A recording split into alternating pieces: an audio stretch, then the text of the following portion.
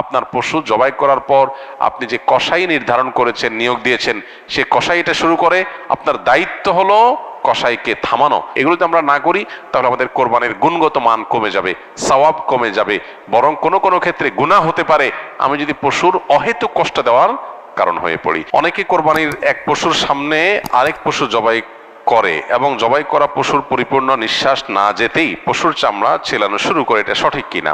যদি সুযোগ থাকে, স্কোপ থাকে যে এক পশুর সামনে আরেক পশু জবাই না করে একটু দূরে রেখে জবাই করা যায়, তাহলে সেটা তুলনামূলক ভালো।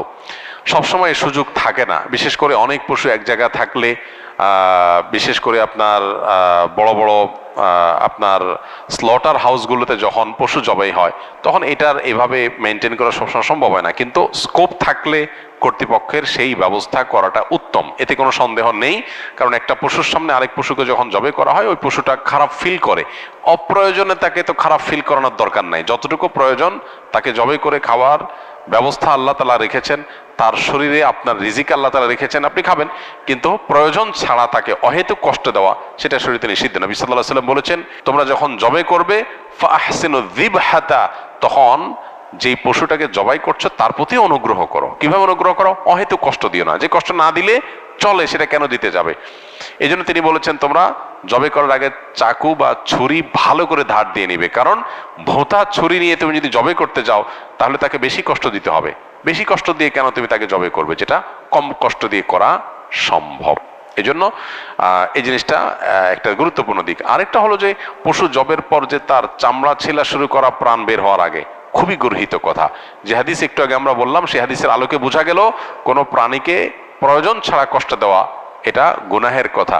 অতএব কোরবানি করেছেন, পশু জবাই করেছেন, পশুর এখনো প্রাণ বের হয় নাই, আমাদের কসাই ভাইয়েরা যারা কসাইয়ের কাজ করেন 12 মাস আপনারা গরু ছাগল এগুলো জবাই করে থাকেন, আপনাদের আল্লাহর ভয় করা উচিত। আমাদের সবাইকে আল্লাহর সামনে দাঁড়াতে হবে, দুনিয়ার প্রত্যেকটা কাজের জন্য আল্লাহর কাছ থেকে পুরস্কার বা তিরস্কার মুখোমুখি আমাদের হতে হবে। সো আমরা যদি কোনো পশুকে অহেতু কষ্ট দেই, প্রয়োজন ছাড়া কষ্ট দেই, আননেসেসারি কষ্ট দেই, তার জন্য কিন্তু কিয়ামতের ময়দানে জবাবদিহি করতে হবে।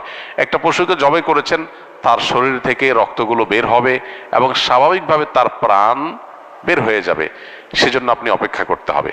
এখনো প্রাণ আছে ওই অবস্থায় আপনি চামড়া ছেলা শুরু করলেন, পায়ের রগ কাটলেন, এই বিষয়গুলো হলো প্রয়োজন ছাড়া তাকে কষ্ট দেওয়া। এদিকে প্রাণ আছে শরীরে, এর মধ্যে চামড়া ছেলা শুরু করে দিলেন, এটা অমানবিক এবং অপ্রয়োজনীয়, সেজন্য এই কাজটা করা নাজায়েজ।